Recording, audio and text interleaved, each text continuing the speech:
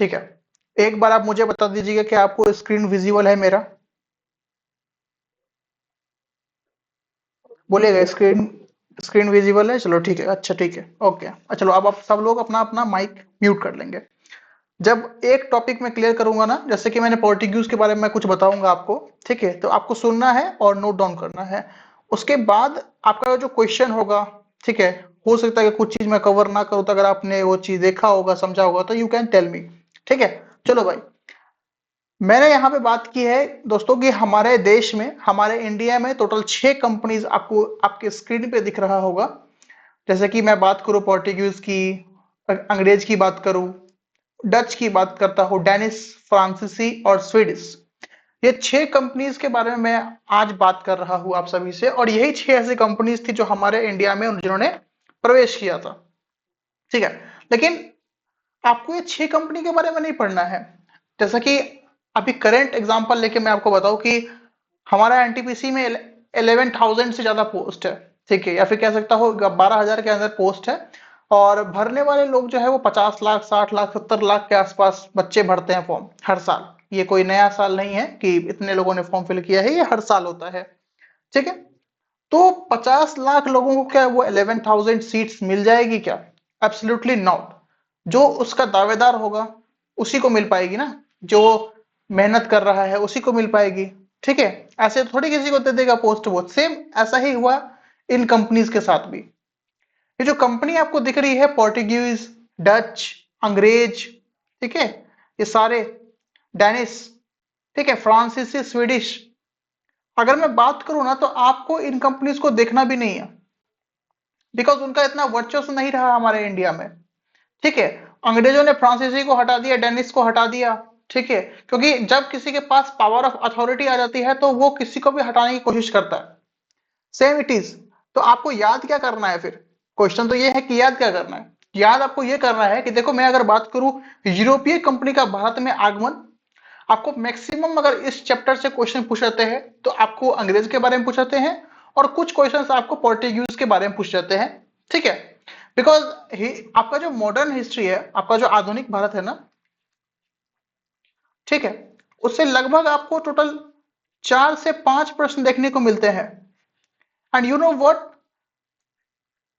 ये आपका जो चैप्टर है ना, जो यूरोपीय कंपनीज का एस्टेब्लिशमेंट, वो इंपोर्टेंट चैप्टर नहीं है आपके टॉपिक का, बट पढ़ना है, बिकॉज मॉडर्न हिस्ट्री की स्टार्टिंग भी यहीं से होती है।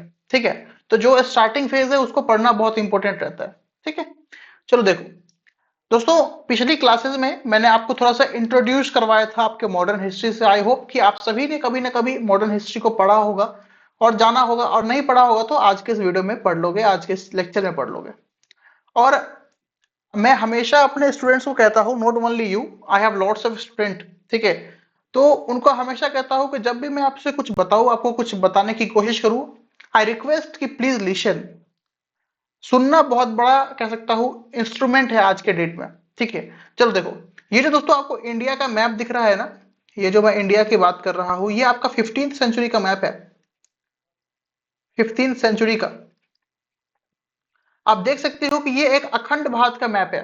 ठीक है, आप देखो यहाँ पर मैंने आपको कोई स्टेट देखने को नहीं मिलेगा, यहाँ पे कोई आपको राज्य देखने को नहीं मिलेगा, यहाँ पे बिहार आपको देखने को नहीं मिल रहा है, यहाँ पे ओडिशा आपको देखने को नहीं मिल रहा है, पश्चिम बंगाल देखने को नहीं मिल रहा है। ठीक है, यहाँ पे आपको गुजरात देखने को नहीं मिल रहा है। ठीक है, क्योंकि उस समय में कोई स्टेट्स नहीं थे। स्टेट्स तो आफ्टर इंडिपेंडेंट बना है।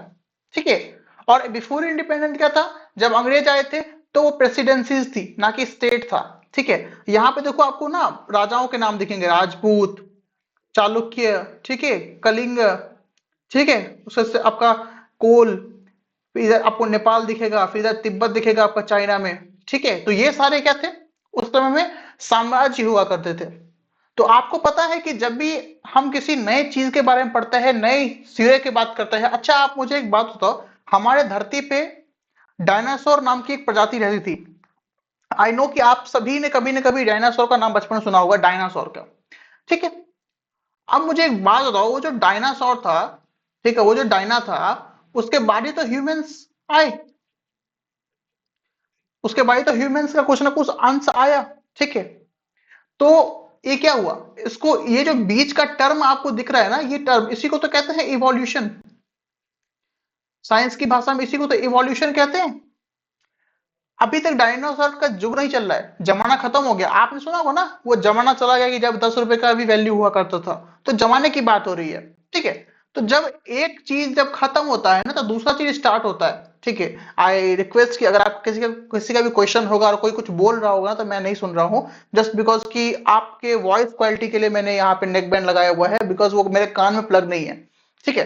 तो मैं आपकी क्वेश्चंस, आपके आंसर्स देने के लिए बिल्कुल रेडी हूं, बट आफ्टर द क्लास, ठीक है। सुनिएगा। तो जहां पर मैं ना किसी चीज की स्टार्टिंग होती है ना, ये स्टार्टिंग हो रही है, ये ना एंड है, एंड है, और ये हो रहा है स्टार्ट, ठीक है। आपको क्या लग रहा है, जब आपकी डेथ हो जाएगी, जब 100 साल 200 साल बीत जाएंगे, जब हमारी डेथ हो जाएगी, तो क्या धरती नहीं रहेगी? क्या बिल्कुल रहेगी। कोई नई स्पीसीज आएगी, ठीक है, जैसे डायनासोर के बाद ह्यूमंस आए, ठीक है, होमोसेपियंस जिसको हम कहते हैं। तो दोस्तों ये ना स्टार्टिंग हो रही है, ठीक है। और आपको पता है क्या, जब हमारे कंट्री में सबसे पहले कौन आए, तो ये नॉर्मल सा आंसर है, हर किसी को पता रहता है कि सबसे पहले हमारे देश में जो है वो कौन आए थे, तो पोर्टुगीज आए थे 1498 में। मतलब ऑलमोस्ट 15th सेंचुरी आप लेकर के चलो, ठीक है। तो ये जब आए ना दोस्तों, तब क्या हुआ, आपने देखा होगा कि जो आपका मुगल काल था, बिल्कुल ही कमजोर पड़ता चला गया औरंगजेब की मृत्यु के बाद, ठीक है। अकबर की मृत्यु के बाद बिल्कुल कमजोर होता चला गया। जो को एक पीक हुआ करता था ना, पानीपत की लड़ाई वगैरह जितना भी था, हल्दी घाटी का युद्ध, कितना अच्छा अच्छा लड़ाई लड़ा गया। तो क्या हुआ कि जब एक इंपोर्टेंट इंसान की डेथ हो जाती है ना, तो धीरे धीरे क्या होता है, उसका वंश खत्म होने चला जाता है।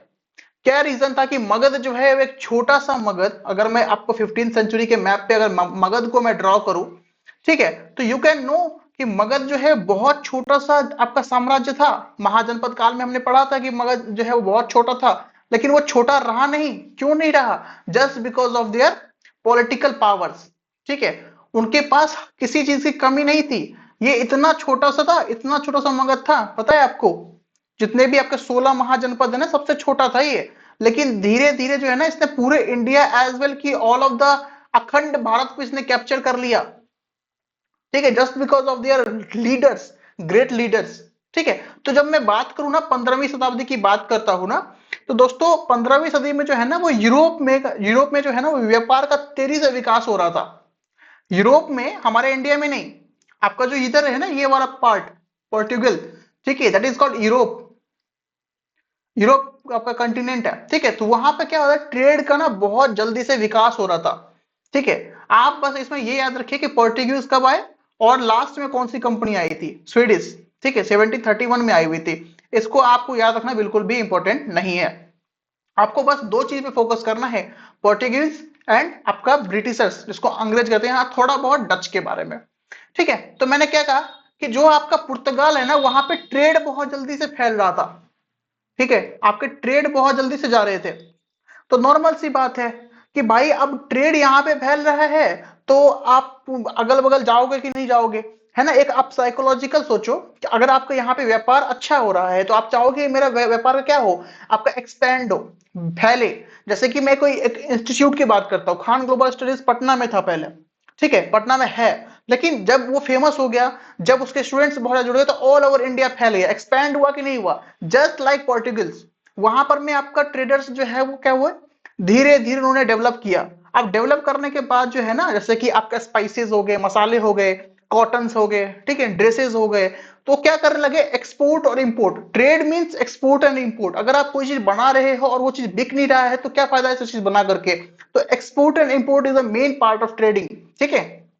चलो जी, अब बारी आती है आपका जो इंपॉर्टेंट है आपके एग्जामिनेशन पॉइंट ऑफ व्यू से, कि भाई साहब जो आपका वास्को डगामा है, जो पहली बार भारत आया था, ठीक है, वो कैसे आया, ठीक है, और क्या रीजन था उसके आने का, तो वो भी देख लो। अगर मैं बात करूं ना दोस्तों, कि वास्को डगामा उस समय तो कोई एरोप्लेन वगैरह का सिस्टम नहीं था 15th सेंचुरी में, आई गेस, ठीक है। तो क्या कौन से रास्ते से आया होगा, दैट इज द रीजन कि मैंने ये वाला मैप लिया है, जिससे मैं आपको अच्छे से एक्सप्लेन कर सकूं विथ द मैप, ठीक है। लेट्स हैव अ लुक, ठीक है, आप देखो ये चीज को मैंने जूम कर दिया है। ये देखो, ये है ना पोर्टुगल, ठीक है, पुर्तगाल समझो, यहां से वो निकला था, वो ये बंदा यहां से निकला था, ठीक है। और वो धीरे धीरे धीरे करके क्या है ना, क्योंकि उस समय में क्या था कि कॉम्पास होता था हर किसी के पास, जो भी समुद्र से यात्रा करते थे ना, तो आप सीधा समझिए उनके पास कॉम्पास होता था। और इन्होंने जो अपनी यात्रा स्टार्ट की थी, आपका वास्को डगामा ने, वो 1490 आपका 8 में किया था। ठीक है। अब धीरे धीरे क्या हुआ, आपको पता है कि धीरे धीरे यहां पर भी वो कैप ऑफ गुड होप पे भी आए थे। बीच में इसको एक बंदा भी मिलेगा। ठीक है। और वो बंदा मिलेगा तो बंदा जिसको इंडिया के बारे में बताएगा, क्योंकि वो इंडिया का ही बंदा था। ठीक है, मैंने आपको उस दिन के क्लास में बताया था अब्दुल मनीद के बारे में। ठीक है। तो क्या होता है कि थोड़ा सा ना वो आगे निकलता है वास्को डगामा। ठीक है, आप समझिएगा, ये वो यहां से आगे निकला। क्या हो रहा है ये, हाँ वहां से आगे निकला ऐसे करके। ठीक है। धीरे धीरे वो आगे बढ़ा। तो दोस्तों ऑलमोस्ट क्या होता है कि आपको एक बंदा यहाँ पे उसको मिलता है। ठीक है। उस बंदे का नाम था, क्या था, अब्दुल मनीद। ठीक है, अब्दुल मनीद उसको मिलता है। ठीक है। तो अच्छी खासी बात होती है, क्योंकि वो भी ट्रेडर ये भी ट्रेडर। तो भाई जब ट्रेडर ट्रेडर मिलेंगे तो भाई बात तो अच्छी खासी होगी ही। ठीक है। तो वो गुजरात का एक व्यापारी था। तो इसको ना ऑलमोस्ट क्या हुआ कि 90 दिन का इसको टाइम लगा था। इसने 90 दिन का टाइम ट्रेवल करके जो है, वो आपका 17 मई, 17 ऑफ मई ऐसे करके, ऐसे कैप ऑफ गुड होप से जाकर के ऐसे घूमते घूमते, निकलते निकलते ऐसे करके जो है ना, वो इंडिया के कैलिकट पहुंचता है। कैलिकट का मतलब हो गया आपका कालीकट जिसको कहते हैं।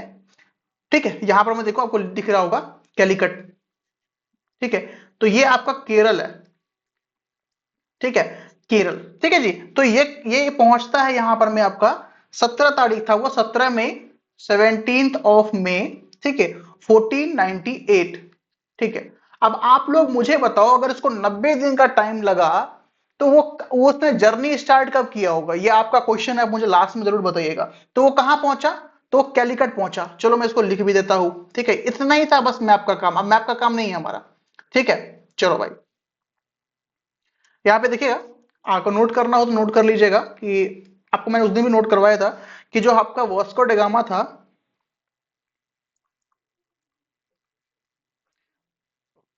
मेरे पास टाइम की बहुत कमी है, ठीक है, वरना मैं आपको पीपीटी से पढ़ाता हूँ, उसमें सब कुछ लिखा रहता है। लेकिन कौन बनाए, वास्को डगामा जो है ना, वो आपका ऐसे 90 डेज का ट्रेवल करके। ठीक है, ब्रैकेट में लिखिएगा अब्दुल मनीद, क्योंकि वो पूछ लेता है कभी कभार एग्जामिनर कि भाई किसके साथ। तो अब्दुल मनीद। अब्दुल मनीद के साथ ये इंडिया आता है। इंडिया की एक जगह है जिसका नाम था कालीकट। कालीकट। ठीक है, कालीकट यानी कि केरल। केरल वो आता है। ठीक है। और यहां पर में आपको पता है, जैसे कि मैंने आपको ऊपर दिखाया कि देखो यहां पर में अभी किंगडम्स चल रहे हैं, यहां पर में कोई स्टेट नहीं है। तो वहां पर में एक राजा हुआ करता था, हिंदू शासक था, उसका नाम था जमुरीन। ठीक है, जमुरीन नाम था उसका। ठीक है, जमुरीन ने जो है ना इसका काफी ज्यादा अच्छे से वेलकम किया। पहली बार कोई हमारे इंडिया आया हुआ है तो वेलकम कैसे नहीं होगा। ठीक है, वसुधैव कुटुंबकम उस दिन मैं आपको बोल रहा था। तो ये थी पुर्तगाली की आने की जर्नी। ठीक है। अब ये आया। ठीक है, ये यहाँ से ये यहाँ पे व्यापार करने के लिए आया था। यहाँ पर में इसको मसाले मिले, रेशम के कपड़े मिले, ठीक है, बहुत सारी चीजें इसको मिली। तो क्या हुआ ये, अब देखो ट्रेडर्स की यही हकीकत होती है, ये यहाँ से वापिस से लेकर के जो है ना, वो आप नोट कीजिएगा कि वापिस से लेकर के जो है ये पोर्टुगल जाता है, ठीक है, ये आपका यूरोप जाता है, और वहां पर में ना 60 गुना प्रॉफिट में इस चीजों को बेचता है। तो एक कॉन्सेप्ट है आपका ट्रेडिंग में, व्यापार में, कि अगर कोई पर्सन को व्यापार में फायदा होता है ना, तो अगल बगल के भी लोग देखना चाहते हैं कि भाई आखिर ये व्यापार कर कहां से रहा है, इसको इतना ज्यादा प्रॉफिट हो रहा है। तो ये सोचने वाली बात नहीं है, अगर आपके कॉम्पिटिटर को आपसे ज्यादा नंबर आ रहे हैं एग्जामिनेशन में, मॉक में वो आपसे ज्यादा नंबर स्कोर कर रहा है, तो आपको माइंड में साइकोलॉजी डेवलप होगी कि नहीं होगी, कि भाई इसका इतना नंबर कैसे स्कोर हो रहा है कि जब मेरा इतने पे ही रह रहा है। तो एक दूसरा व्यापारी आया था। ठीक है, ये आपका पोर्टुगल सी था। ठीक है। तो वो दूसरा व्यापारी का जो नाम था, उसका नाम था पेड्रो अल्ब्रेज के ब्राल। ठीक है, ये आपका दूसरा पुर्तगाली था। सेकंड यहां पर मैं डाल देता हूं, सेकंड पोर्टुगल। अभी आपको अंग्रेज नहीं लाना है, सिर्फ पोर्टुगल्स की बात कर रहे हैं हम। ठीक है, इसका नाम था पेड्रो, पेड्रो अल्ब्रेज, पेड्रो अल्ब्रेज। ठीक है, केब्राल। अब ना बहुत सारे बच्चों का सवाल रहता है कि सर इतना लंबा चौड़ा नाम है, कैसे याद कर लेंगे नाम इतना लंबा चौड़ा। तो मैं कहता हूं कि आप उसका फर्स्ट नेम याद रख लो या फिर लास्ट नेम याद रख लो, या तो पेड्रो से याद कर लो या फिर केब्राल से याद कर लो। तो ये आपका सेकेंड पोर्टुगल था। दूसरा पुर्तगाली था जो 31 दिसंबर 1500 को ये भारत आया था। 31 दिसंबर 1500 को ये क्या था, इंडिया जो है ना वो आया था। ठीक है। और अब ये इंडिया, अब मुझे बताओ, आप थोड़ा सा कॉमन सेंस लगाओ कि अभी ना दोस्तों आपका ट्रेडिंग की बात हो रही है, तो सब कुछ आप ना अपने माइंड में इमेजिन कर सकते हो। अब मुझे आप बताओ कि 60 गुना का आपको प्रॉफिट हो रहा है तो आप कैसे नहीं लगाओगे। ठीक है। It is just like a gambling. ठीक है। अगर मैं आपको गैम्बलिंग के पॉइंट ऑफ व्यू से बताऊं ना, सट्टा के पॉइंट ऑफ व्यू से बताऊं ना कि आपने पैसे लगाए, क्योंकि गैम्बलिंग का रूल है कि वो पहले आपको पैसे देगा, उसके बाद से वो पैसे लेगा। ठीक है। पहले उसने 60 गुना का प्रॉफिट दिया, तो लालच में क्या हुआ, वापिस से जो है ना आपका वास्को डगामा जो है यहां से चलता है और इंडिया वापिस से कैलिकट आता है। तो वापिस से जो है ना वास्को डगामा जो है आपका, जो आपका वास्को डगामा है ना, ठीक है, वो वास्को डगामा दूसरी बार इंडिया आता है, सेकेंड टाइम इंडिया आता है। ठीक है। और वो आता है आपका 1502 में, 1502 में। ठीक है जी। तो ये आपकी थी वास्को डगामा की कहानी। अब वास्को डगामा को यहीं पे छोड़ते हैं, बिकॉज इससे ज्यादा पढ़ने की आपको जरूरत नहीं है, ना मुझे बताने की जरूरत है, क्योंकि क्वेश्चन ही नहीं आता। ठीक है। तो ये वास्को डगामा की कहानी थी। तो ये तो सिर्फ व्यापार करने आया, व्यापार करने गया, आया, व्यापार करने गया। ठीक है। तो इतना ही था इसका। एक बंदा आता है, जिस बंदे का नाम था फ्रांसिस्को डी अल्मीडो, अल्मीडा नाम था उसका, Francisco de Almeida. I hope कि आप सभी ने उसका नाम सुना होगा। ठीक है। ठीक है। अब मेरी बात सुनना आप। ठीक है। इसी ने ही जो है वो ब्लू वाटर पॉलिसी लाई थी। अब ब्लू वाटर पॉलिसी क्या है उसके बारे में भी मैं आपको बहुत अच्छे से बताऊंगा, टेंशन ना लो। तो मैं इसको ना अल्मीडो लिखता हूं बस, अल्मीडो। ठीक है जी। अब अल्मीडो का टेन्योर आप याद रखिए 1505 से लेकर के जो है ना इसका टेन्योर 1509 तक का था, 1509 तक का था। ठीक है। और ये पता है ये आपको, ये जो था ना वो आपका प्रथम, आपका पुर्तगाली गवर्नर आया था ये। ठीक है। इंडिया में प्रथम पुर्तगाली गवर्नर। ठीक है। और ये गवर्नर बना कब, 1505। ठीक है। इसके बारे में जो है ना एक चीज आपको याद रखनी जरूरी है कि ब्लू वाटर पॉलिसी जो है, एग्जामिनर सीधा पूछता है कि ब्लू वाटर पॉलिसी, जिसको हम हिंदी में कहते हैं, अच्छा बहुत सारे बच्चे समझते हैं कि उसको नीला जल बोलते हैं। ठीक है। बट आपको नीला जल देखने को नहीं मिलेगा, वो शांत बोलेगा कि शांत जल, जल की नीति जो है वो किस गवर्नर के द्वारा अपनाई गई थी। ठीक है। तो अल्मीडो के द्वारा अपनाई गई थी ब्लू वाटर पॉलिसी। आप इसको ब्लू वाटर से याद रखिए, हिंदी और इंग्लिश मीडियम दोनों वाले, ब्लू वाटर पॉलिसी। ठीक है। Blue water policy. अच्छा ये क्या था, क्या मतलब था ब्लू वाटर पॉलिसी का, क्या कुछ पानी से संबंधित था, एब्सोल्युटली यस। आप देखो यहां पर मैं ऊपर कि जो जितने भी ट्रेड हुए हैं ना उस समय के, तो वो आपको सीधा सीधा जल से ही हुआ था। यहाँ पर में जल ही तो है, पानी ही तो है, सारे के सारे पानी के रास्ते से ही तो आया हुआ था। तो इसका जो उद्देश्य मैं आपको बताऊं, फ्रांसिस्को डी अल्मीडो का, अल्मीडा का, ठीक है, उसका उद्देश्य था कि भारत के जो तट है ना, कोस्टल एरियाज है ना, उस पर कब्जा करने के बजाय जो है वो उसने कहा कि भाई आप जो है ना उस पर कब्जा मत करो। ठीक है। आप अपनी ताकत बढ़ाकर जो है ना व्यापारिक मार्गों और समुद्री क्षेत्रों पर नियंत्रण रखना था। क्या मतलब हुआ इसका, ये मतलब वही था कि जो हर किसी को लास्ट में सताता है ना कि मैं यहाँ पे कर रहा हूँ ट्रेड, और क्या पता कोई कल को कोई थर्ड पर्सन उठ के आ जाए बोलेगा कि मैं भी करूंगा यहाँ पे ट्रेड, तुम रोक के दिखा दो। तो दैट इज द रीजन कि अल्मीडो टोल्ड्स, ठीक है, अर्लियर, कि आप जो है ना आप ये कोस्टल एरियाज पे मत करो, इसको ना हड़पो मत। ठीक है। इस पे अपना वो मत करो, शासन मत चलाओ। ये जो आपको कोस्टल एरिया दिख रहा है ना, कोस्टल, जितने भी कोस्टल एरिया है, ठीक है, तो इसको इसको ना आप मतलब कैप्चर मत करो, इस पे ऐसी नीति लागू करो। ठीक है। इस पे ऐसी नीति बनाओ कि अनदर पर्सन, सेकेंड पर्सन आकर के ट्रेड करना ना करने की कोशिश ना कर सके। ठीक है।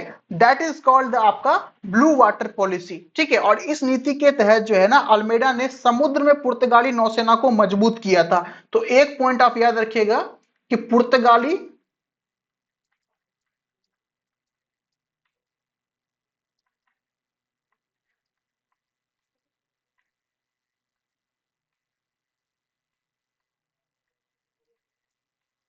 ठीक है, पुर्तगाली नौसेना को मजबूत किया था ताकि वे अन्य यूरोपीय और अरब शक्तियों को भारतीय महासागरों में हरा सके। मतलब क्या कि भाई ये हमारा इंडिया है, ठीक है, ये आपका कैलिकट का इलाका है, यहाँ पर मैं घुसने ही मत दो, इसको पहले ही उड़ा दो बम से या किसी भी चीज से उड़ा दो पहले से ही। अच्छा, अब मुझे आप लोग बताइएगा कि मैंने जो आपको इतना लंबा चौड़ा लेक्चर दिया है, इसमें आपको किसी प्रकार की समस्या है क्या अभी तक, बताइएगा।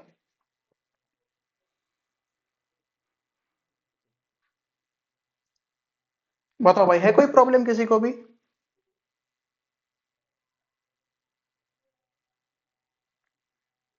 मैं आपको सुन रहा हूं, बोलोगे कोई? किसी को प्रॉब्लम नहीं है? ठीक है। देखो पंकज, क्या था कि ये हमारा ना इंडिया है, ठीक है, यू गॉट द पॉइंट, ये इंडिया है हमारा। और यहीं कहीं पे जो है ना दोस्त, कालीकट का एक जगह था, कालीकट यानी कि केरल। अब देखो मैंने यहाँ की बात क्यों कर रहा हूँ, कोस्टल की बात क्यों कर रहा हूँ, क्योंकि मेरे भाई की जो बंदे आएंगे ना, वो तो लैंड से तो आ नहीं सकते थे, है ना। आप तो सोचो कि उस समय में तो कोई हमारे पास लैंड का कुछ ऐसा डेवलप नहीं था, या फिर ट्रेन नहीं चलती थी, या फिर प्लेन तो नहीं चलता था, शिप से ही तो आएंगे, जहाज से ही तो वो आएंगे। और उस समय में क्या था दोस्त, कि भारत को सोने की चिड़िया कहा जाता था, ठीक है। और चाहे वो अंग्रेज हो, चाहे वो अरब के लोग हो, ठीक है, क्योंकि आपको पता है ना कि मुस्लिम ने भी कभी कभार जो है इस पर चढ़ाई करने की कोशिश की है इंडिया पे। तो आप मुझे बताओ, आप कहीं से कोई सामान का एक्सपोर्ट और इंपोर्ट करोगे, ठीक है, और आपको ह्यूज प्रॉफिट हो रहा है, तो भाई नजर तो लगेगी। हर कोई इंसान आपको देख रहा है, ठीक है, कि भाई ये बंदा इतना पैसा कैसे कमा रहा है। इसी को तो देखते हुए दूसरा बंदा आया था, अल्ब्रेज केब्राल, जो मैंने अभी आपको बताया, पेड्रो अल्ब्रेज केब्राल। तो इसने जो है ना, अल्मीडो जो आपका गवर्नर था ना, पुर्तगाली, प्रथम पुर्तगाली गवर्नर, तो इसने कहा कि आप ना इस एरिया को, ये जो कोस्टल एरियाज है ना, इसको आप हड़पो मत, ठीक है, इस पे कैप्चर मत करो, इस पे अपना शासन मत करो, बल्कि इसको ना सिक्योर करो। ये सिक्योर करने की बात कह रहा है, ठीक है ना। सिक्योर कैसे करेगा? तो आपका नेवी को सिक्योर करेगा ना। आप मुझे बताओ, थल सेना, वायु सेना, ठीक है, और नौसेना, ठीक है, या फिर कह सकता हूं आपका जो तीन आपके फोर्सेस है हमारे इंडियन आर्मी के, ठीक है, तीन फोर्सेस है ना। तो अगर जल के द्वारा, बाय वाटर अगर कोई हमला करता है हमारे कंट्री पे, तो कौन बचाएगा? दो ही बचा सकते हैं, दो ही लोग, चाहे तो वायुसेना बचाएगी, या फिर आपका जो जल में सेना रहती है वो बचाएगी। तो उन्होंने कहा कि भाई पुर्तगाली नौसेना को ना मजबूत करो, जितना हो सके ना आप उसको मजबूत कीजिए, जिससे कोई पर्सन जो है हमारे कंट्री पे, यानी इंडिया पे जो है वो ट्रेड करने ना आ सके। समझ रहे हो कि नहीं समझ रहे हो? आप समझ में आया आपका पंकज?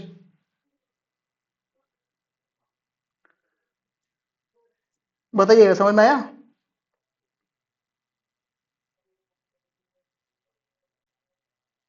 हेलो, आवाज आ रही है मेरी? ठीक है, चलो ठीक है। तो पहला आपका गवर्नर कौन था? तो अल्मीडा, अल्मीडा इसका नाम था, कि भाई ये आया। अब देखो दूसरा गवर्नर आएगा इसके जगह पर में, ठीक है। अब दूसरा गवर्नर जो आएगा ना, सेकेंड इसका जो गवर्नर होगा, सेकंड गवर्नर, ठीक है। तो सेकंड गवर्नर का जो नाम होगा ना, वो अल्बुकर्क नाम था उसका। इसको वास्तविक संस्थापक कहते हैं इंडिया में, पोर्टुगीज का वास्तविक संस्थापक, ठीक है, अल्बुकर्क,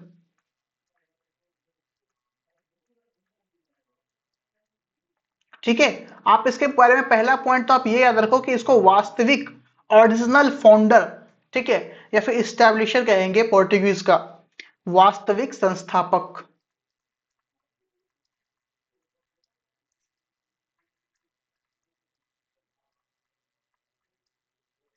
ठीक है। वास्तविक संस्थापक इसको कहते हैं हमारे, आपका जो पोर्टुगीज आए थे ना हमारे देश में, उनका 1509 में ये आया हुआ था, आप याद रखिएगा, 1509 में आया हुआ था। बिकॉज आप इसका टेन्योर देखो ना, आप इसका टेन्योर देखो, ये बस इतने साल के लिए, 4 साल के लिए ही आया हुआ था। और इसने जो बात कही थी ना, बिल्कुल अच्छी बात कही थी कि आप हड़पने से ज्यादा जो है ना, वो अपनी सैन्य शक्ति को मजबूत करो, अपने आर्मी को स्ट्रॉन्ग करो, जिससे वो फाइट कर सके। ये बहुत अच्छा कहा था। इसका टेन्योर खत्म हुआ, कार्यकाल खत्म हुआ, तो दूसरा बंदा आया अल्बुकर्क, ये सेकंड गवर्नर था। सेकंड गवर्नर, यहाँ पे ध्यान दीजिएगा। और इसको वास्तविक संस्थापक कहते हैं, बिकॉज इसने कुछ ऐसी कैसे है ना, इस तरीके से ट्रीट किया, इस तरीके से स्टैब्लिश करने की कोशिश की, जिससे पहले जो बंदे आए थे ना वो कर नहीं सके, ठीक है।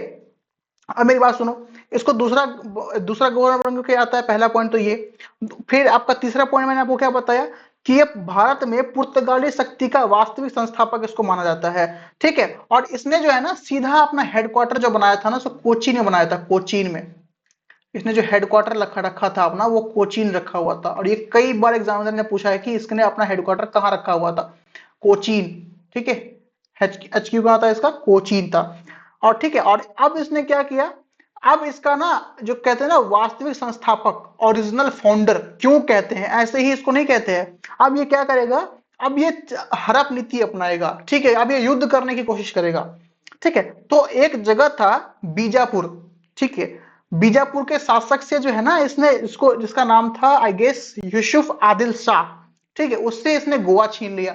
गोवा कहाँ है, अगर आपको मैप में मैं दिखाऊं तो गोवा यहाँ पे है, चलो ऊपर देखो, छोटा सा गोवा है यहाँ पर में, है कि नहीं। अगर मैं यहाँ पे थोड़ा सा व्हाइट आपको दिख रहा होगा, छोटा सा गोवा है। वहां पर में एक बंदा शासन शासन कर रहा था जिसका नाम था यूसुफ आदिल शाह। उससे क्या किया, गोवा को छीन लिया। पहला पॉइंट ये, दूसरा पॉइंट ये, तीसरा पॉइंट ये, और चौथा पॉइंट आप लिखिएगा कि कैप्चर्ड गोवा, ठीक है, या फिर गोवा को छीन लिया। अब किससे छीन लिया जी, तो यूसुफ आदिल शाह से। आप सीधे इसको आदिल शाह के नाम से याद रखो, ठीक है। क्लियर है यहां तक।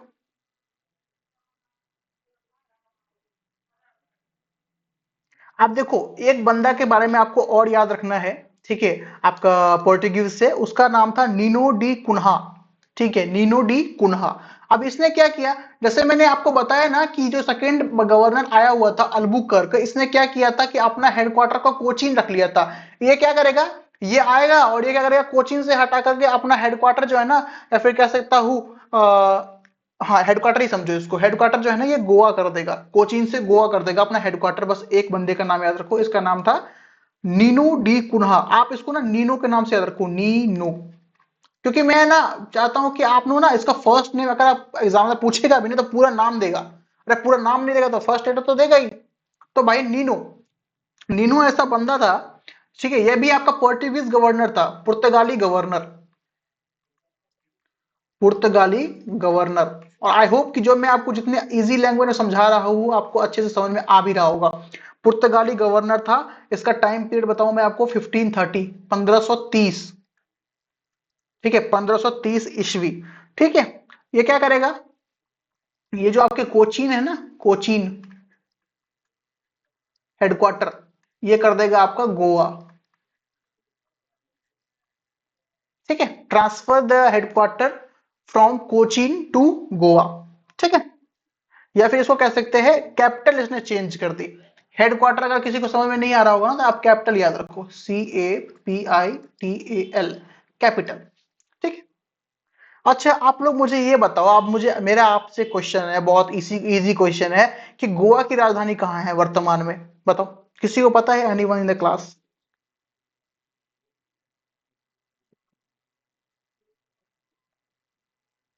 बताओ बताओ। अब ये तो मैं आपसे पूछ रहा हूँ ना, आप मेरे से उल्टा क्वेश्चन कर रहे हो, पणजी था ना। हाँ पणजी, ठीक है।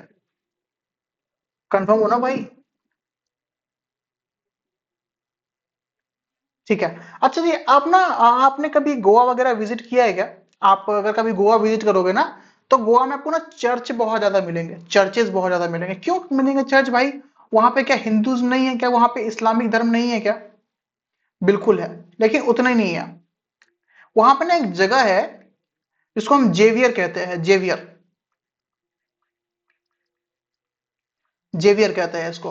पता है ये जेवियर नाम क्यों पड़ा, बहुत सारे वहां पे ना आपको चर्चेस मिलेंगे, वहां पे ना आपको होली कह सकता हूँ प्लेसेस मिलेंगे ना, होली प्लेसेस। तो जेवियर नाम ही क्यों पड़ा, तो ना एक बंदा था जिसका नाम था मार्टिन डिसूजा, ठीक है। ये ऐसे ऐसे ही नाम मिलेंगे मेरे भाई, सारे के सारे पारसी नाम थे, ठीक है, ऐसे ही नाम मिलेंगे। आप ये मत सुना कि यहाँ पे राम लखन अलाउद्दीन खिलजी ऐसे नाम कहीं पे आपको मिले ना, बिल्कुल भी नहीं, सारे आपको इस टाइप के नाम ही मिलेंगे। डिसूजा, उसके अल्बुकर्क, फ्रांसिस्को डी पेड्रोस, ऐसे ही नाम मिलेंगे। अंग्रेज वाले सारे के सारे नाम नहीं है, ये सारे के सारे पारसी नेम है। जेवियर एक बंदा था, ठीक है। वो ना मार्टिन डिसूजा के साथ प्रसिद्ध, ये एक ना सेंट था, ये सेंट, आपको पता है संत जो होते हैं उनका संबंध किससे होता है, चाहे तो वो मस्जिद से होगा, चाहे वो मंदिर से होगा, अगर आप वो पारसी है तो फिर उसका अपने धर्म से होगा। तो ये सेंट था जेवियर, ठीक है। तो आप याद रखिएगा, एक पॉइंट मैं आपको लिखाता हूं, कि ना एक बंदा हुआ करता था मार्टिन डिसूजा, एक नॉर्मल एक बंदा था मार्टिन, मार्टिन डिसूजा। ठीक है जी। मार्टिन डिसूजा के साथ ये है ना, ये बंदा इंडिया आया था। ठीक है। और वहीं पे इंडिया आया, और ये संत महात्मा था। तो भाई साहब, पीके मूवी देखी है, जहां पर में एक सीन दिखाता है कि धर्म परिवर्तन करने की कोशिश करवा रहा है एक बंदा। ठीक है, बोल रहा है कि आप चर्च को फॉलो कीजिए, रॉन्ग नंबर करके, ऐसे एक सीन अगर आपको याद आ रहा हो तो उसी प्रकार से ही था। अब इन्होंने क्या किया, धर्म को क्या ना प्रचार प्रसार करना स्टार्ट किया। ठीक है। और प्रचार प्रसार किया तो इनका नाम हो गया। तो नाम जैसे ही हुआ तो इनके नाम पे बहुत सारे कॉलेजेस बन गए। आपको पता है, सेंट जेवियर्स करके ना एक बहुत अच्छा हाई स्कूल भी है वहां पर, में कॉलेज है, सॉरी, गोवा में बहुत फेमस कॉलेज है वो। ठीक है, एमबीए के लिए। चलिए आगे देखिएगा।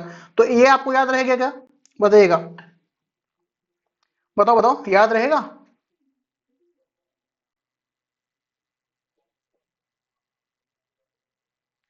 कंफ्यूज तो नहीं हो रहा ना किसी तरीके से अगर आप लोग, क्योंकि बहुत डल वॉइस में किसी ने भी यस सर बोला है।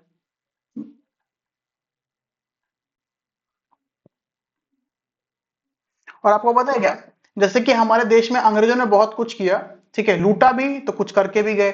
उसी प्रकार से पोर्टुगीज ने जो है ना, वो भारत में पहला प्रिंटिंग प्रेस भी बनवाया था। वो आपका कहाँ बनवाया था, तो नॉर्मल सी बात है, Portuguese is all about the term Goa. So they develop the first printing press. कहां पर में, हाँ दोस्त, ये जो नीनो है ना, ये गवर्नर था। हाँ, नीनो ने हेडक्वार्टर किया था। हेडक्वार्टर को मैंने कहा कैपिटल, आप कैपिटल से याद रखो, राजधानी से, है ना। जैसे कि हम पढ़ेंगे आगे आगे आने वाले टाइम में कि जो कलकत्ता से आपका गोवा, सॉरी, कलकत्ता से आपका नई दिल्ली कैसे आपका हेडक्वार्टर या फिर कैपिटल ट्रांसफर हुई इंडिया की, सब तब पढ़ेंगे, बिल्कुल ठीक है।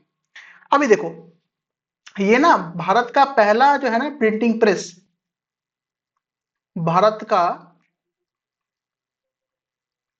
पहला प्रिंटिंग प्रेस।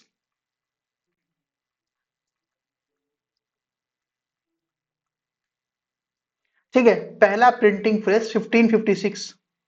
याद रखिएगा, बहुत इंपॉर्टेंट क्वेश्चन है ये, बहुत इंपॉर्टेंट। ठीक है, 1556 ईस्वी में जो है ना, वो पोर्टुगीज के द्वारा जो है ना, वो गोवा में स्थापित किया गया था।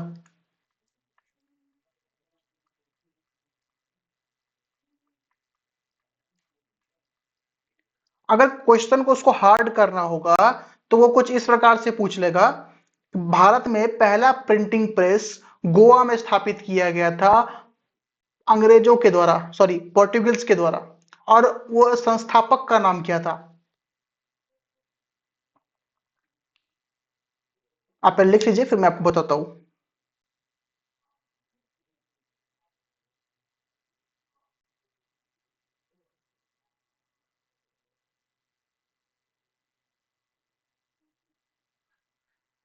ठीक है। ठीक है, और ऊपर करूं। ठीक है, फटाफट लिख लीजिएगा।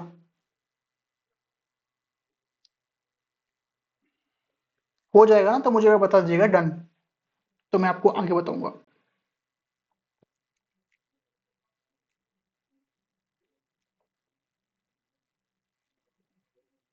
ठीक है।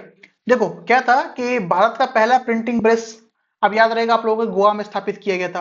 किसके द्वारा स्थापित किया गया था, आज तक तो नहीं पूछा है, बट पूछ ले तो एक बंदा हुआ करता था। ठीक है, उस बंदे का नाम था जोआओ डे बेरो। कितना अटपटा नाम है ना, जोआओ डे बेरो। जो आएगा वही बचेगा। जोआओ डे,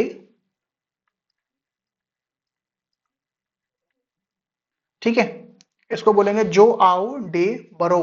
ठीक है। आप किसका ना कोई एक वर्ड याद रख लो, जोआओ याद रख लो, फिर बैरो बरो याद रख लो, बस आगे एग्जामिनर में टिक मार देना सीधा। ठीक है। आप पता है, इसने आपका गोवा में तो स्थापित किया ही था, एक उसने ना स्थापत्य कला को भी स्थापित किया, स्थान दिया था आपका गोवा में। ठीक है, गोथिक स्थापत्य कला। अगर मैं आपको बताऊं कि ये आप याद रखिएगा, स्थापत्य कला है इसलिए इंपॉर्टेंट है ये पॉइंट, कि आपका पोर्टुगीज के द्वारा जो है ना, वो एक स्थापत्य कला का भी निर्माण हुआ था, जिसका नाम था गॉथिक। ठीक है, आर्किटेक्चर, गॉथिक।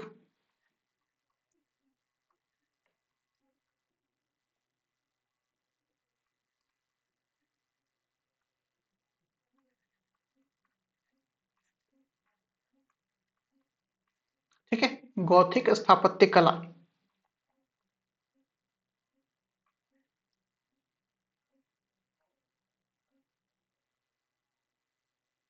अब ये क्या था, तो थोड़ा सा सुन लीजिएगा।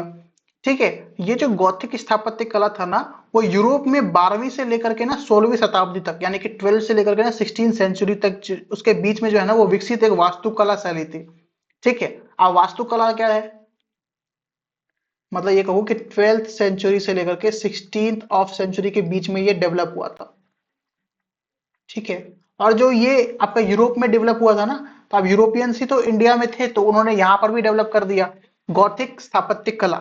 ठीक है। तो एक ये वास्तुकला शैली थी। अब वास्तुकला क्या होता है वो मैं आपको आगे बताऊंगा कि वास्तुकला क्या होता है। ठीक है, आप इसको लिखिएगा, वास्तुकला शैली थी ये।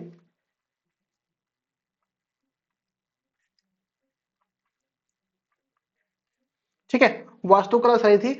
इसे मुख्य रूप से जो है ना वो बड़े बड़े गिरजाघरों, ठीक है, और चर्चों और महलों में देखा गया था।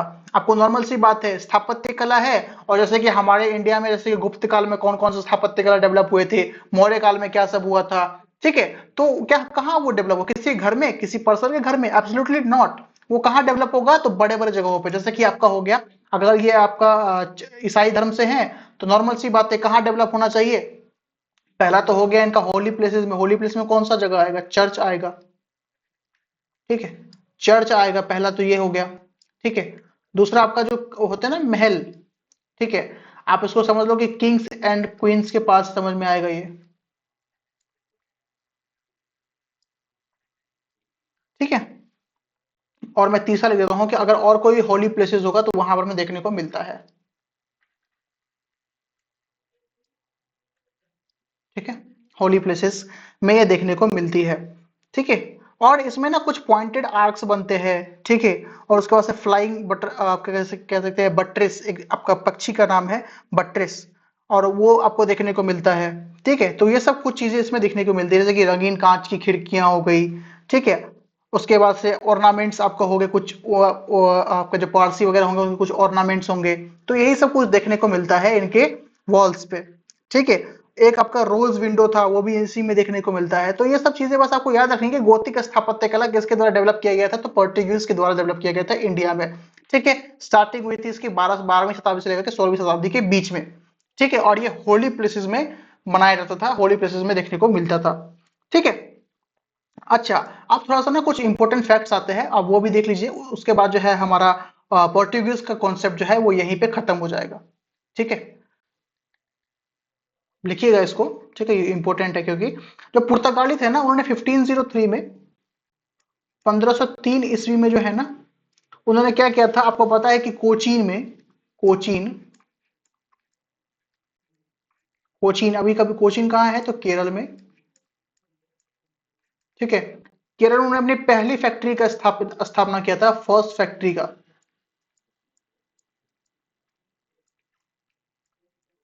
पहली फैक्ट्री स्थापित की थी। ठीक है। और 1505 में जो है ना, कंडूर में दूसरी फैक्ट्री स्थापित की थी। पहली फैक्ट्री थी अभी कोचीन में। ठीक है। और दूसरी फैक्ट्री थी कन्नूर में। ठीक है। कन्नूर में इसने क्या किया था, सेकेंड फैक्ट्री।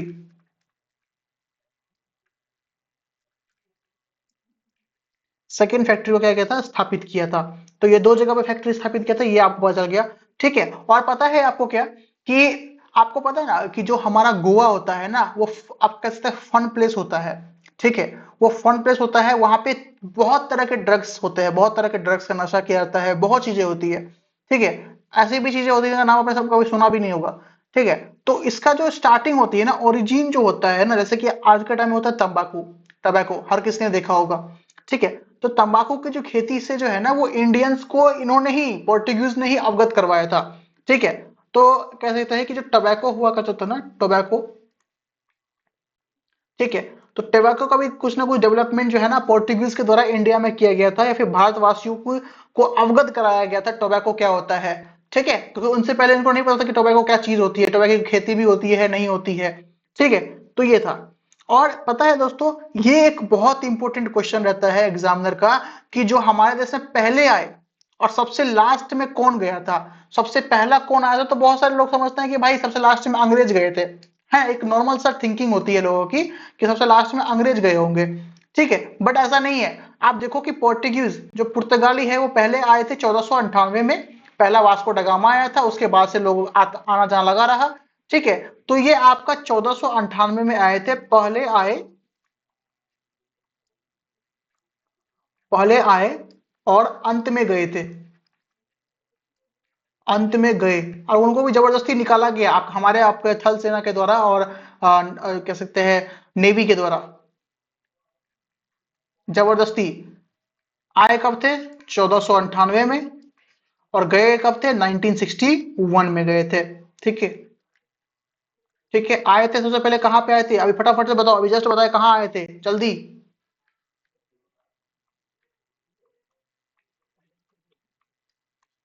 सबसे पहले कालीकट में आए थे, और सबसे लास्ट में कहाँ से जाएंगे? गोवा से जाएंगे। ठीक है, तो ये यहाँ पर मैं आपका पोर्टुगीज से संबंधित जितने भी क्वेश्चंस बन सकते हैं और जितने भी फैक्ट्स हैं वो मैंने आपको यहाँ पर मैं पूरा अच्छे से डिस्कस कर दिया है। आप मुझे बताओ इसमें आपको किसी प्रकार की समस्या है, प्रॉब्लम्स है? क्योंकि इससे बाहर आपका क्वेश्चंस नहीं बनेगा एक भी, ये मेरी गारंटी है। ठीक है, बताइएगा, क्या मैं आगे फिर क्लियर करूं?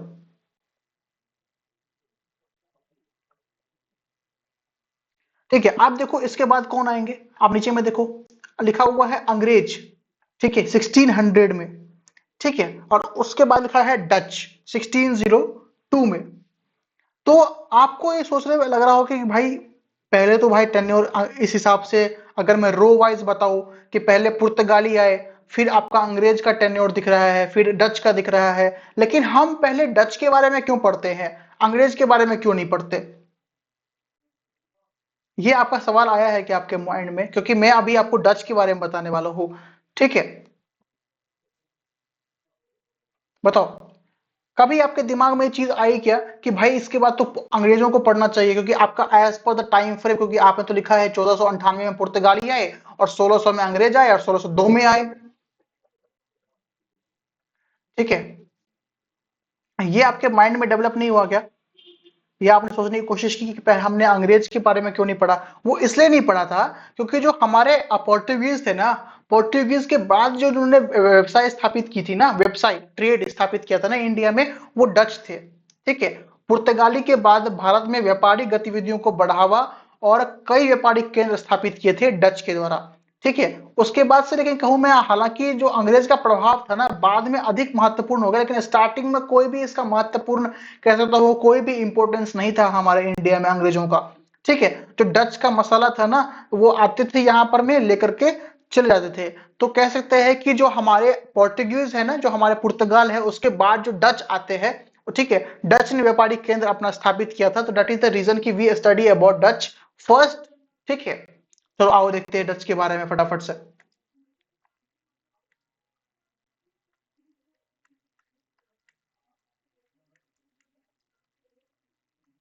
ठीक है, डच पढ़े इसके बारे में, बताइएगा। पहले तो आप मुझे ये बता दो कि मैंने जो इतना लंबा चौड़ा आपको बताया है, क्या आपको किसी प्रकार की समस्या तो नहीं है ना?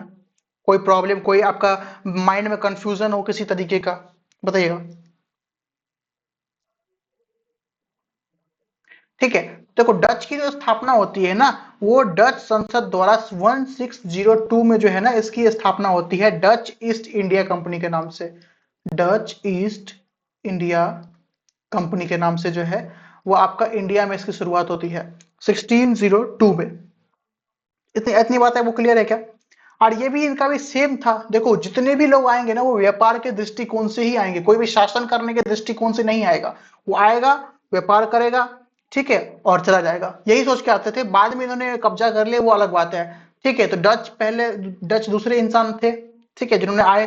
अब इसमें ना पहले से कि वास्को डगामा था आपका पोर्टुगीज में, वास्को डगामा था पुर्तगाल में, जो पहला आया था। इसी में एक बंदा था हाउटमैन करके, उसका नाम था कॉर्नेलियन हाउटमैन। वो पहला डच यात्री था जो भारत आया था 1596 में।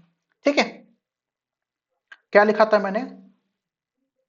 इसको ना आप यही लिख दो, हाउटमैन लिख दो, हाउटमैन।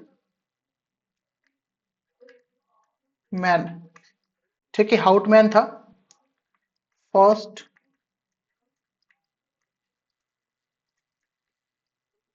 डच ट्रेवलर, ठीक है। और ये कब आया था इंडिया? ये आया था आपका 1596 में। 1596 में क्या था ये, भारत आया था, ठीक है। और ये आपका भारत जो आया था, जो इंडिया ये आया हुआ था, ये इंडिया में कौन सी जगह पे आया था? तो कभी कभार पूछ लेता है कि कौन सी जगह पे आया था। वो जगह का नाम था सुमात्रा। सुमात्रा आता है और वहां के राजा से जो है वो संधि कर लेता है। भारत में सुमात्रा कहाँ है? आपको सोचना चाहिए भारत में सुमात्रा कहाँ है। आप में से किसी को पता है कि सुमात्रा किस जगह का नाम है इंडिया में?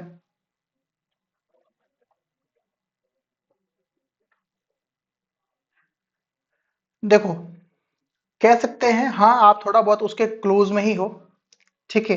लेकिन आपको जो ये सुमात्रा जो जगह है ना, वो आपको इंडिया में ये नाम से कुछ भी नहीं मिलेगा। जस्ट बिकॉज कि ये सुमात्रा जो है ना, वो इंडोनेशिया का एक पार्ट है। जो इंडोनेशिया है ना, वो उसका पार्ट है सुमात्रा। दक्षिण पूर्व एशिया में स्थित है ये, ठीक है। और लेकिन सुमात्रा जो है ना, अगर इंडियन पॉइंट ऑफ व्यू से बताओ तो यस, ये एक आपका द्वीप समूह का ही एक प्रमुख छोटा सा द्वीप था। अगर मैं इंडिया यहाँ पर मैं दिखाऊं आपको ऊपर थोड़ा सा, तो यहाँ पर मैं आपको श्रीलंका के बाद जो आपको अंडमान और निकोबार कुछ इस प्रकार से दिखते हैं, ठीक है। तो उसमें से एक छोटा सा द्वीप था, उस द्वीप का नाम था सुमात्रा, ठीक है। लेकिन अब ये इंडिया में एग्जिस्ट नहीं करता है, ये इंडोनेशिया में एग्जिस्ट करता है। तो सो प्लीज रिमेंबर दैट, ठीक है। तो ये इतना याद रखिए कि ये फर्स्ट डच ट्रेवलर था हाउटमैन करके, 1596 में इंडिया का एक जगह था जिस जगह का नाम था सुमात्रा, वहां आया था। और वहां पे एक राजा था जिसका नाम था बांटम। हाँ हाँ जी बिल्कुल, उसका नाम था बांटम।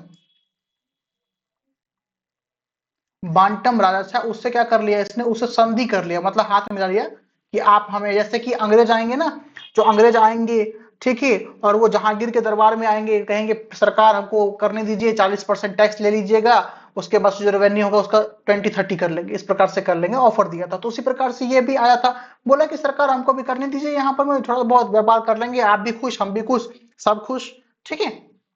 अब देखो, अब ये तो हो गया यहां तक वो इंडिया आया था। अब दूसरा पॉइंट ये होता है इसमें कि डच नौसेना नायक वादेर हैग ने 1605 में 1605 में मसूलीपट्टनम में प्रथम डच कंपनी का स्थापना किया था। बहुत सारे लोग कंफ्यूज हो जाते हैं, बिकॉज कि हाउटमैन पहला व्यक्ति था जो इंडिया आया था एज ए व्यापार का, कह सकते हैं ना, एग्रीमेंट्स लेकर के कि सर आप हमारे एग्रीमेंट्स पढ़िए, रीड आउट कीजिए एंड हमें यहाँ पे व्यापार करने की परमिशन दीजिए, अलाउ कीजिए। बट जो बंदा बट जो ओरिजिनल बंदा था जिसने यहां पर में व्यापार स्थापित करने की कोशिश की थी, ठीक है, उसका नाम था वादेर हैग। वादेर हैग,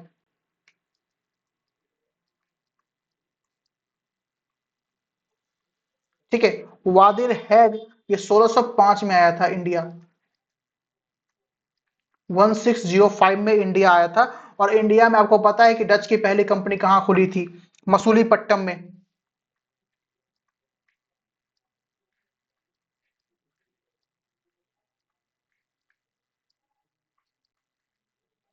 ठीक है। मसूलीपट्टनम में कह सकता हूं फर्स्ट डच फैक्ट्री खुली थी।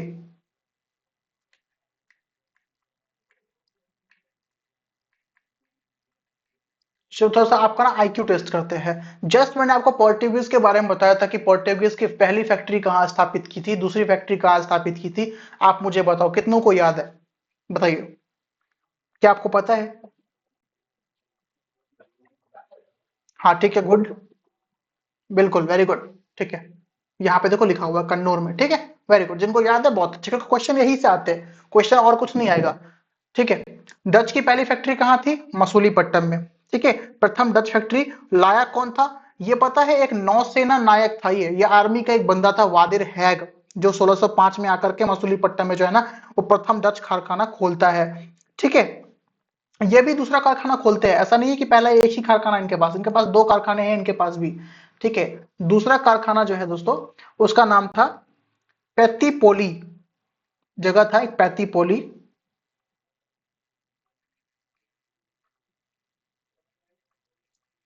पैतोपोली,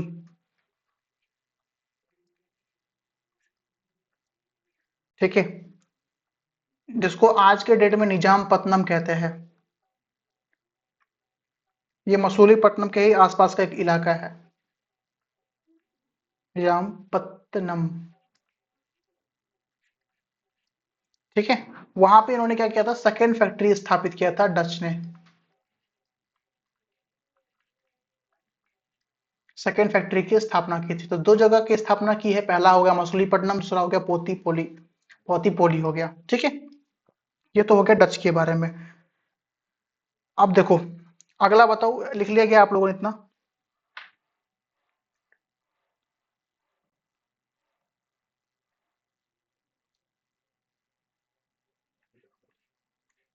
देखो एक ना हमारे इंडिया में एक जगह है, ठीक है, जिसको कभी कभार ना कह सकते हैं कि गेल्ड्रिया का किला कहा जाता है। एक जगह है जिसको कहते हैं गेल्ड्रिया का किला। गेल्ड्रिया का, गेल्ड्रिया का किला। ठीक है, एक जगह है गेल्ड्रिया का किला, वो आपका ना पुलिकट में है। कहां पर में है? पुलिकट। ठीक है, पुलिकट में है, और ये पुलिकट में डच कारखाने को ही गेल्ड्रिया का किला कहा जाता है। आप याद रखिएगा, पुलिकट में डच फैक्ट्री को कहा जाता है, डच की फैक्ट्री को कहा जाता है। ठीक है, पुलिकट में गेल्ड्रिया का किला है। तो था चिंसुरा, एक जगह है चिंसुरा।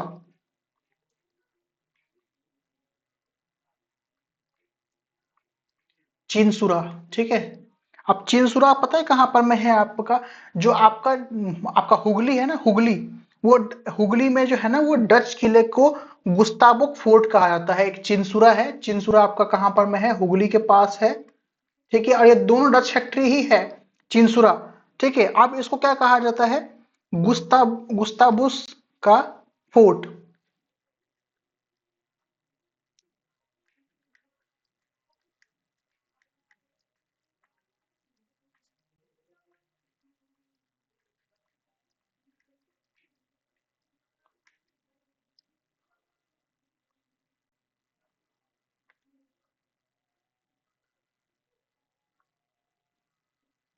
तो ये आपने लिख लिया क्या?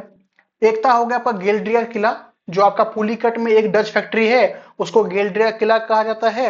और एक है आपका चिंसुरा में, हुगली नदी के पास है, जिसको कहते हैं गुस्ताबुस फोर्ट, जिसको गुस्ताबुस का फोर्ट भी कहा जाता है। ये दो डच फैक्ट्री के ही नाम है, फेमस है इन नाम से, इसलिए आपको याद रखना जरूरी है।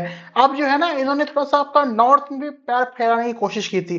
डच ने अपनी पहली फैक्ट्री जो है ना, वो बंगाल में भी स्थापित की थी, ये याद रखिएगा, लेकिन बहुत लिमिटेड टाइम के लिए। अगर मैं ऐसे बताऊं ना आपको, इस तरीके से अगर बताऊं, ठीक है, तो यहाँ पर में कुछ इस प्रकार से आपका बंगाल है। ठीक है, और ये भी कुछ इस प्रकार से ऐसे आए थे, ऐसे आते थे, जो है यहाँ पर भी उन्होंने पैर रखने की कोशिश की थी। यहाँ पर में उन्होंने एक अपनी फैक्ट्री स्थापित की थी, और जिस फैक्ट्री का नाम था पिपली। पिपली, फैक्ट्री का नाम था पिपली। ठीक है, और पिपली कहाँ है आपका? वेस्ट बंगाल में है। या फिर वेस्ट बंगाल मत पढ़िए, क्योंकि उस समय बंगाल को विभाजन नहीं हुआ था। बंगाल, सीधा आप बंगाल के नाम से याद रखेंगे, नॉट पूर्वी और नॉट पश्चिमी। ठीक है, तो आपका बंगाल में था पिपली, जहां पर उन्होंने अपनी फैक्ट्री स्थापित की थी, डच फैक्ट्री, डच फैक्ट्री स्थापित की थी। और ब्रैकेट में डाल दीजिएगा लिमिटेड टाइम के लिए, बिकॉज यहाँ पे व्यापार नहीं हो पा रहा था। ठीक है, व्यापार नहीं हो पा रहा था, तो इन्होंने अपनी फैक्ट्री जो है ना, पिपली, वो आपका ट्रांसफर कर दी बालासोर में। याद रखिएगा, बालासोर एक जगह है, आप सभी को पता है। बालासोर जो है ना, बालासोर, इन्होंने अपनी ट्रांसफर कर दी थी फैक्ट्री को। इस फ्रेम को लिखिएगा, ट्रांसफर, ट्रांसफर। जिसको इस तरीके की लैंग्वेज समझ में नहीं आ रही होगी, रिकॉर्डिंग में भी और लाइव में भी, तो वो अपने वर्ड्स में इस चीज को लिख लीजिएगा कि जो आपका डच के लोग थे, डच फैक्ट्री जो है वो बंगाल में भी स्थापित करने की कोशिश की गई थी, जिसका नाम था पिपली। फैक्ट्री का नाम है पिपली, जगह का नाम नहीं है। ठीक है, पिपली में स्थापित की गई थी। ठीक है, और डच फैक्ट्री था, ये लिमिटेड टाइम के लिए स्थापित की गई थी, और इसको जो है ना, वो ट्रांसफर कर दिया गया बालासोर में। ठीक है, तो इतना बस आप याद रखिएगा इनके बारे में। अब जैसे कि पोर्टुगीज का कुछ हेडक्वार्टर था, जैसे कि हमने देखा था कि पोर्टुगीज का हेडक्वार्टर कहाँ था, मैंने आपको बताया था पिछली स्लाइड में। बताओ कहाँ था हेडक्वार्टर पोर्टुगीज का? पहला हेडक्वार्टर बताना पुर्तगालियों का। कोचीन में, गुड। और दूसरा हेडक्वार्टर कहाँ था? ट्रांसफर कहाँ किया गया, क्या गया उसको? गोवा। Very good. तो उनका कैपिटल कहाँ था? पोर्टुगीज का कैपिटल था गोवा, करेंट में था। ठीक है। तो उसी प्रकार से जो है वो डचों ने जो है ना पुलिकट उनका हेडक्वार्टर स्थापित किया था। और वहां पर में ना पेगोडा का जो है ना, पेगोडा क्या है आपने नाम सुना होगा? पेगोडा, पेगोडा एक गोल्ड कॉइन है, उसका प्रचलन था वहां पर पेगोडा का। तो लिखिएगा, बहुत इंपॉर्टेंट है कि इनका हेडक्वार्टर जो है ना, HQ या फिर कैपिटल, इन्होंने अपना कैपिटल बनाया था। HQ कहाँ बनाया था भाई साहब? पुलिकट में बनाया हुआ था। पुलिकट में बनाया हुआ था। ठीक है। और यहाँ पर में ना एक कॉइन चलता था। ठीक है। स्वर्ण के सिक्के, गोल्ड कॉइन्स चलते थे यहाँ पर में, गोल्ड कॉइन्स। ठीक है। और गोल्ड कॉइन्स को क्या कहा गया था? पगोडा, पैगोडा, पैगोडा कहा जाता है। ठीक है। गोल्ड कॉइन्स को उस समय प्रचलन था नहीं, इन्होंने करवाया था। गोल्ड कॉइन्स का प्रचलन इन्होंने करवाया था पुलिकट में। ठीक है। क्योंकि हर कोई चाहता है कि भाई जो मेरा कैपिटल है ना वो बहुत ज्यादा रिच हो, वेल्दी कैपिटल हो मेरा। ठीक है। तो आप बस इतना याद रखिएगा। आप देखो, पता है दोस्तों, एक पॉइंट आप लिखिएगा, एक पॉइंट जो मैं लास्ट पॉइंट है आपका डच के बारे में, और इसी के साथ आपका डच का जो कॉन्सेप्ट है वो खत्म हो जाता है। ठीक है। इसके बाद हम अंग्रेजों का देखेंगे कि एक युद्ध हुआ था, आप सभी को पता है, 1759 में, डच वर्सेस ब्रिटिशर्स। अंग्रेजों ने जो है ना वो डच को बेदरा का युद्ध है, आपको याद है? बेदरा, बैटल ऑफ बेदरा, बेदरा का युद्ध। बेदरा का युद्ध में जो है ना वो डच को जो है ब्रिटिशर्स ने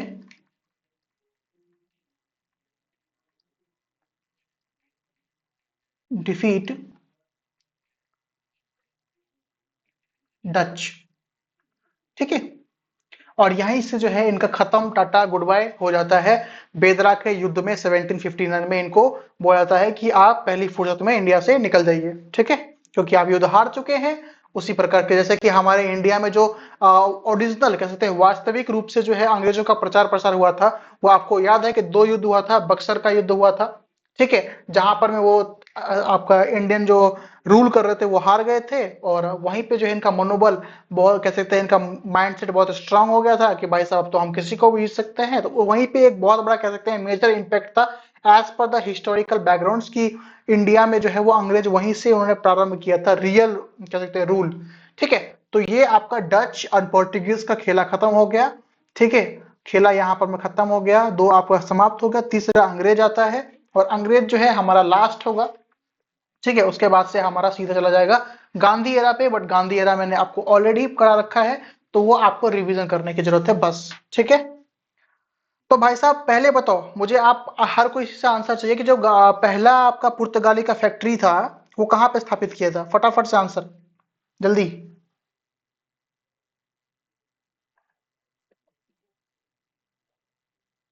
चलो मैं यहाँ पे लिखवा भी देता हूँ। ठीक है। यहाँ पे लिखिएगा कंपनी। ठीक है। और यहाँ पे लिखिएगा यूरोपियंस। और आपको पहली फैक्ट्री ही याद रखनी है, याद रखिएगा पहली फैक्ट्री, दूसरी फैक्ट्री अभी तक नहीं पूछा है, हालांकि पूछ सकता है बट पूछा नहीं है अभी तक। पहली फैक्ट्री जो है, पहले आए थे पोर्टुगीज, पुर्तगाली आए हुए थे। ठीक है। कोचीन, कोचीन में। ठीक है। 1503,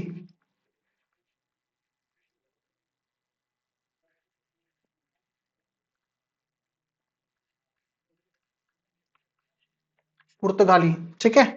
फिर आपके आते हैं डच। आपको पता है, जस्ट बताया मैंने, मसूलीपट्टनम के, मसूलीपट्टनम में।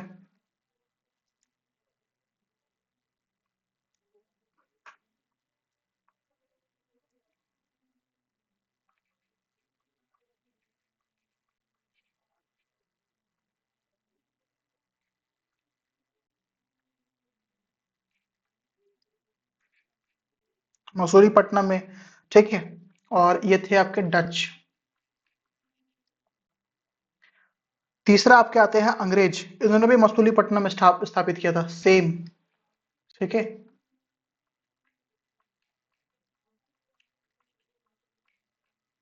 ब्रिटिशर्स। अब आते हैं एक आपका डेनिस। डेनिस ने कहा किया था? ट्रावनकोर में किया था, ट्रावनकोर।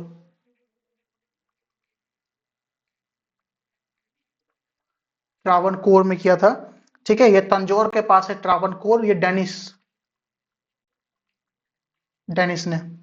ठीक है, और एक आपके आए थे लास्ट में फ्रांसीसी, फ्रांसीसी ने जो है कहाँ किया था, सूरत में।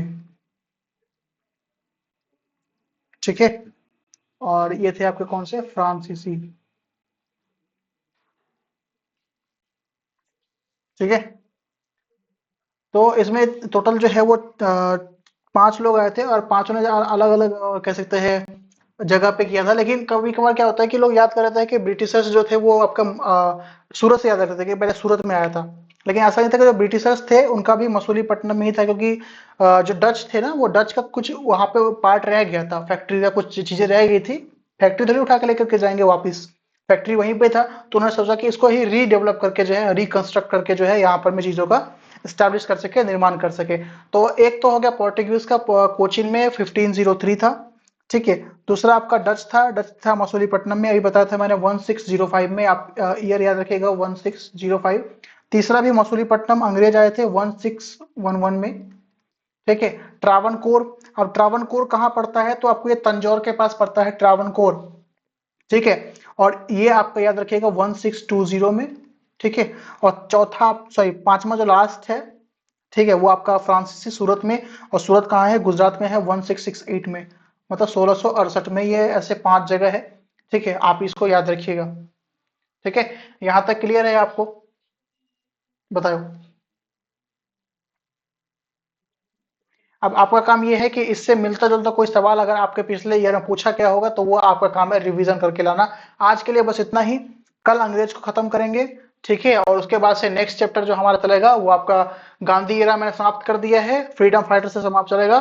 3 दिन से 4 दिन के अंदर जो है हमारा, क्योंकि परसों छठ है तो मैं आपकी क्लास नहीं ले पाऊंगा, बिकॉज मैं यहाँ पर मैं रहूंगा नहीं। तो परसों क्लास ऑलरेडी आपकी ऑफ है, कल तक क्लास चलेगी आपकी, फिर सीधा क्लास चलेगी 1 से 2 दिन के बाद। ठीक है, तो कल की क्लास में आपका अंग्रेज खत्म हो जाएगा। और अंग्रेज खत्म हुआ तो आपका जो हेडेक है, जो इंपॉर्टेंट है, वो खत्म हो जाता है, बिकॉज उसमें वाइस राइज आते हैं। ठीक है, गवर्नर्स आते हैं, गवर्नर जनरल्स आते हैं। वो चीजों को भी मैं खत्म करूँ, क्योंकि कल की क्लास जो थोड़ी सी लंबी चलेगी। ठीक है, तो थोड़ा सा अपना घर वर का काम संभाल के, ये कल क्लास होता है 2 घंटे से 2.5 घंटे भी चल सकती है, 2 घंटे के आसपास चलेगी। तो उसमें हम पूरा वॉइस राइज जितने भी है ना, और मैं ट्राई करूंगा कि मैं आपका जो पीपीटी होता है वो लेकर के आऊं, मैं लिख ना सकूं। ठीक है, जिससे आपकी चीजें जो है वो जल्दी फटाफट से कंप्लीट हो सके। ठीक है, तो आज एक क्लास में बस इतना ही। और हाँ बताओ। मैं अभी कर देता हूँ रिकॉर्डिंग। ठीक है, इसका तो अभी रिकॉर्डिंग कर देता हूँ, कल का भी कर दूंगा। ठीक है, ठीक है, कोई बात नहीं। ठीक, कोई दिक्कत नहीं है। ठीक है, तो आई होप कि आज की क्लास में आप सभी को मजा आया होगा।